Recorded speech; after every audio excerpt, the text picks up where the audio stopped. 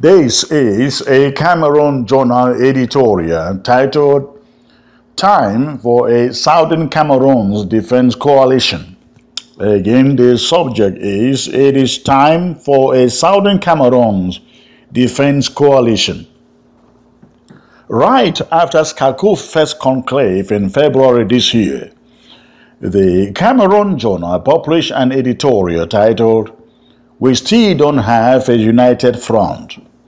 In that editorial, we made the case that the united front coming out from that first conclave existed basically on paper. We reported that the amalgamation had no articles or memorandum of understanding that bound the groups. After Bo Hebert pulled out of the collection, we again called upon SCACOF to tidy up the house by articulating articles that define the place and rule of each of the member groups to the effect that some do not feel conquered and irrelevant. If SCACOF has to remain a relevant body, we stated, and I quote, the uniting factor that Southern Cameroonians yearn for, certain things must be revisited and addressed as a matter of emergency before another group or groups go the way of Bo Hebert and Morris. End of quote. We entreated SCACOF to reconvene with those still on board and those who believe in the idea of a stronger united front to consider framing a working document that spells out exactly what role each member group plays in the union. It is unfortunate today to report that after 6 months of the first conclave, and having held 2 others in April and July, that SCACOF still doesn't have a document that sets the rules and regulations binding its members and spelling out their functions. As a fallout from this, on Monday, August 21, the AGC of Dr. Cho Ayaba published a 5-page well-articulated statement basically confirming that SCACOF still operates as a loose organization with a structure that portrays the organization more like a political organization or political party. The AGC statement adds that, under such circumstances, it finds it difficult to function effectively within SCACOF owing to the absence of an MOU, Memorandum of Understanding. The AGC feels like only select people and select groups have relevance within the united front. It feels that without a clear mandate spelled out to each member of the united front, SCACOF is bound to collapse. In the absence of a clear and agreed upon working framework, the AGC wrote, reflected in a memorandum of understanding between the movements and the unity platform, and in the absence of regulatory terms of reference of the platform itself that guide and check its actors and operations, the platform eventually collapses in the short, medium, or long term, wrote the AGC. The AGC statement continues in another paragraph, and I quote, with these considerations, the AGC, in response to previous works in SCACOF, prepared and submitted a Memorandum of Understanding to the Secretariat of SCACOF on June 1, 2017. This Memorandum of Understanding had since then never been brought up on the SCACOF agenda for discussion and ratification, end of quote, again being part of the statement from the AGC. From this backdrop, the AGC says they wrote to Sisiko Julius Ayok Tabe, chairman of SCACOF Governing Council, pointing out the issues that are or were hampering unity and destroying the platform, and asking for 2 things to be done swiftly to lay a solid unity foundation, build and cement working relationships, and resolve the issues. At the Cameroon Journal, it is our opinion that the issues that the AGC has raised in connection to the absence of a working document for SCACOF members remain a very relevant issue. After 6 months and having held more conclaves after the first one, Skakov has no excuse for its inability to convey a working document that binds and spells out the framework under which it operates with its members. As far as Skakov is concerned, you do not want to call yourself an amalgamation if there exists no document that defines exactly the responsibilities and rules that each member of the group plays. And the AGC is also correct in suggesting that if governance in Skakov is not seen as coming from the groups that make up the union, Skakov and the interim government are bound to fail just like other governments that preceded it. Skakov leaders who want us to believe the rather frail excuses such as that the AGC just doesn't cooperate or is just out to sabotage and doesn't want to collaborate. Can Skakov tell the rest of us what rule the AGC and others like the SCYL have been assigned with within Skakov? How often are they consulted when it comes to decision making within Skakov? How many AGC and SCYL members are department heads within Skakov?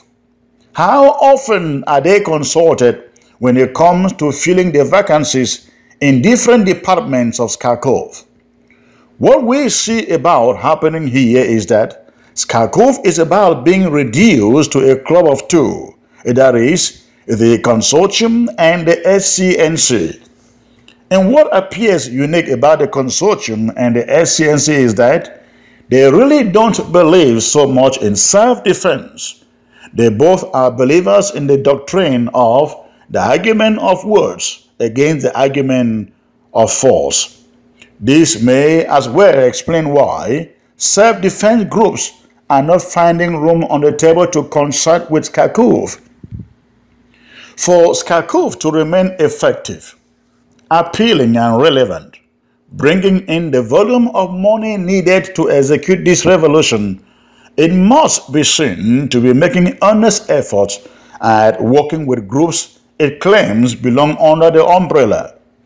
Every group that makes up the umbrella, including the AGC, was welcome in because we believe they had some value they brought on table. The self-defense groups in particular have such an integral role in this struggle that cannot be compromised. Our worries are that it still doesn't appear like Skakov has been able to strike a working agreement with any of them. The groups are openly saying they feel alienated. They are not seen to be consulted when it comes to decision making. We are aware at the Cameroon Journal that Skakov would want them to jointly constitute the Defense Department of the Governing Council. But then, the self-defense groups have founded worries on the argument that without any basic working articles, they will fuse their funds into general coffers and then perhaps be rendered functionless and useless and will be made relevant only at the beck and call of Skakov, which, by the way, appears not to be so zealous pursuing self-defense. Having made the point, and on the flip side, the AGC of Cho Ayaba cannot push all the blame on their lack of commitment and involvement on Skakov. The AGC has self-inflicted wounds. The AGC's contention that Skakov has not initiated discussions on the Memorandum of Understanding is totally crushed and destroyed when we recall here at the Cameroon Journal that Cho Ayaba, the AGC leader, has never for once attended any of Skakov conclave. And isn't it a little disingenuous and intriguing that Ayaba was in Nigeria for the 4 days of the last conclave in July, but chose not to show up for any of the meetings? He did not even care to show up for half an hour. If his Memorandum of Understanding proposal that was so important and submitted since June, as he claims. What stopped Mr. Ayaba from showing up at the July conclave and insisting that it be made part of the agenda of that conclave? You cannot stay by the sidelines, play the music, and force others to dance by themselves. Not at all. You must join the music and dance with others. At the Cameroon Jonah, we at the Cameroon Jonah, we fiercely oppose any attempt by any movement that tries to form a parallel government to compete with the present governing council. That is, as long as the governing council is seen making earnest effort to work with other member organizations. But this politicking and strong arming coming from all the groups in the movement is now beginning to leave a toll on the struggle. We have a situation where every leader and every group is talking self-defense, but no one is actually carrying out self-defense. At the same time, they are all quick to take credit each time the leg soldiers on the home ground or on the home front carry out a major offensive. Neither SCACUF nor any of the self-defense groups can tell us who or what activities they have sponsored or are sponsoring on the ground for self-defense, if there is actually any, and we understand it for its sensitivity. However, the problem here is that all the groups are quick to take credit each time the leg soldiers, be they in Kumba, Lebialam, Iyumojok, or Bamenda, or Mbengwi, carry out major action.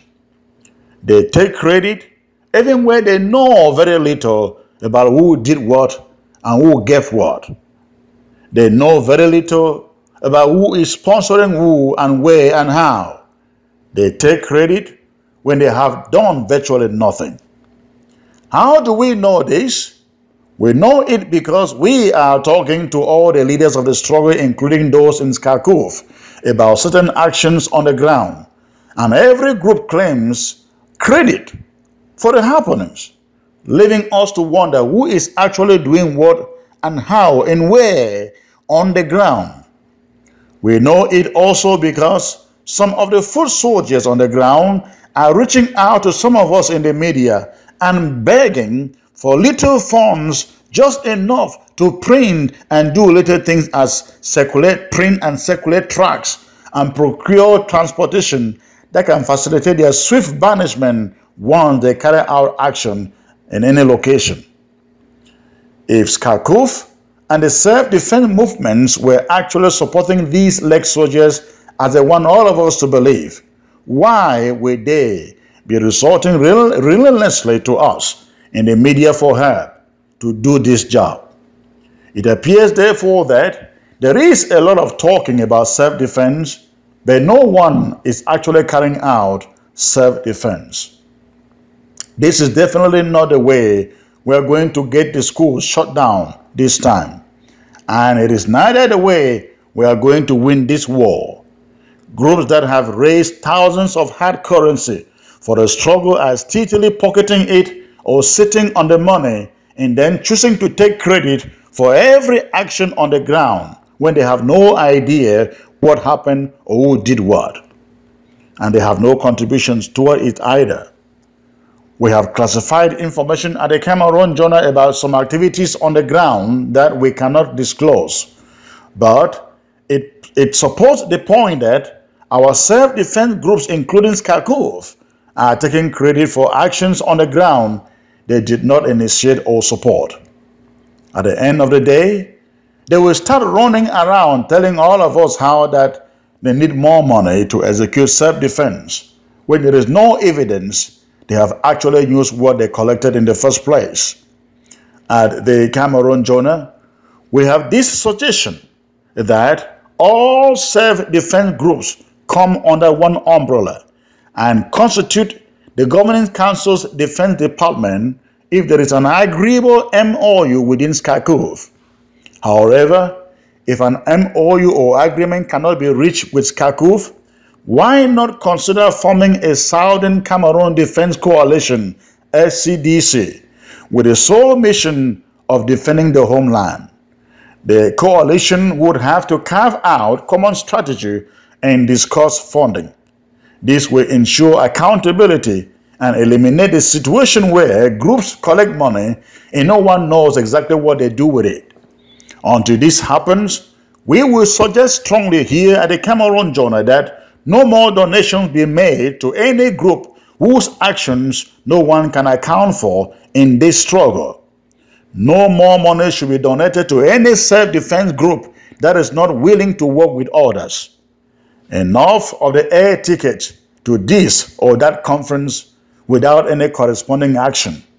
Enough of fundraising without action. All that counts now is action. Action that brings La République du Cameroon to submission and to the restoration of our homeland, the Southern Cameroons. Again, you heard this from the Cameroon Journal. You can read the scripts of this editorial later in the day at thecameroonjournal.com. And you can reach us at editor@cameroonjournal.com. Again, the email address is editor@cameroonjournal.com. I am Chris Anu, and thanks for listening today.